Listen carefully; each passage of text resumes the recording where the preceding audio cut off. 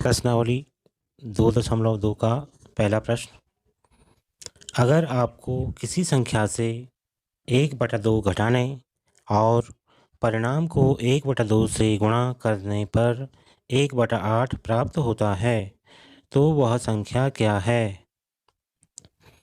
इस प्रश्न को हल करने के लिए हम प्रश्न के अनुसार समीकरण तैयार करेंगे और फिर संख्या का पता करेंगे। सबसे पहले वह संख्या क्या है, हम उस संख्या को मान लेते हैं कि माना वह संख्या x है। माना वह संख्या x है। अब प्रश्नानुसार जैसा कि प्रश्न में दिया गया है, किसी संख्या से 1/2 घटाने, तो हमने मान ली है वह संख्या x है और हम x से 1/2 घटाते हैं। संख्या से 1/2 घटाने पर ये संख्या इस तरह से हो जाएगी। संख्या तो x थी और उसमें से हमने 1/2 घटा दिया है, तो जो हमारा परिणाम आया है वो आया है x ऋण 1/2। फिर प्रश्न के अनुसार कहता है परिणाम को 1/2 से गुणा करने पर 1/8 प्राप्त होता है। तो हम प्रश्न के अनुसार जो हमारा ये परिणाम आया है उसको 1/2 से गुणा करेंगे।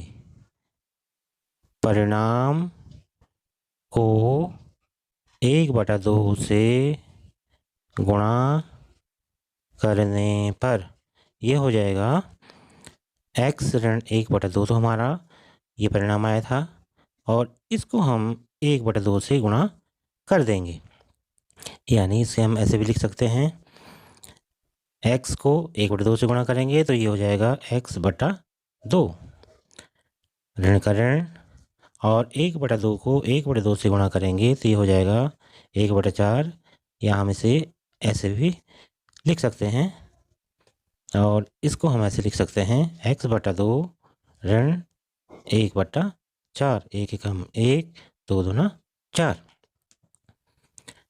फिर प्रश्न को देखते हैं कि परिणाम को 1/2 से गुणा करने पर 1/8 प्राप्त होता है। ये गुणा करने के बाद हमें 1/8 प्राप्त होता है, तो हम प्रश्न के अनुसार इस को लिख देते हैं x/2 ऋण 1/4 बराबर 1/8। अब आगे हल करेंगे, या x/2 बराबर 1/8 धन 1/4। यहाँ हमने बाएं पक्ष से ऋण 1/4 को पक्षांतरण करके दाहिने पक्ष में लिख दिया है और दाहिने पक्ष में ऋण का धन हो गया है। तो अब ये हो गया x/2 बराबर 1/8 धन 1/4।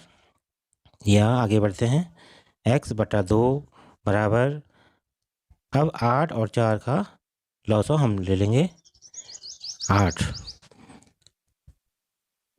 और इस तरह से अंश में 8 का भाग 8 में एक बार, तो 1 एकम 1 धन का धन, 4 का भाग 8 में 2 बार, 2 एकम 2। ये हो जाता है x/2 बराबर 2 धन 1 यानी 3/8। या हम इसे लिख पाएंगे वज्र गुणा करने पर, x गुणा गया 8 बराबर 3 गुणा गया 2, या 8x बराबर 6, या x बराबर 6/8। 8 x के साथ गुणा में था, पक्षांतरण करने पर यह बटे में चला गया है। यह 8 गुणा गया x था बराबर 6, 8 को हमने यहाँ से यानी बाएं पक्ष से हटाया तो ये दाएं पक्ष में चला गया, क्योंकि ये गुणा में था तो भाग में आ गया।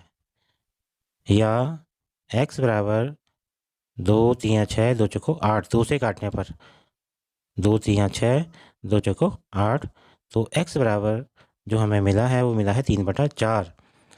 हमने मानी थी कि वो संख्या x है, हमने मानी थी कि माना वह संख्या x है, और यहाँ पर हमें x का मान पता हो गया है, तो हम उत्तर लिखेंगे, अतः वह संख्या 3/4 होगी। इस तरह से हमने प्रश्नों को हल करना है।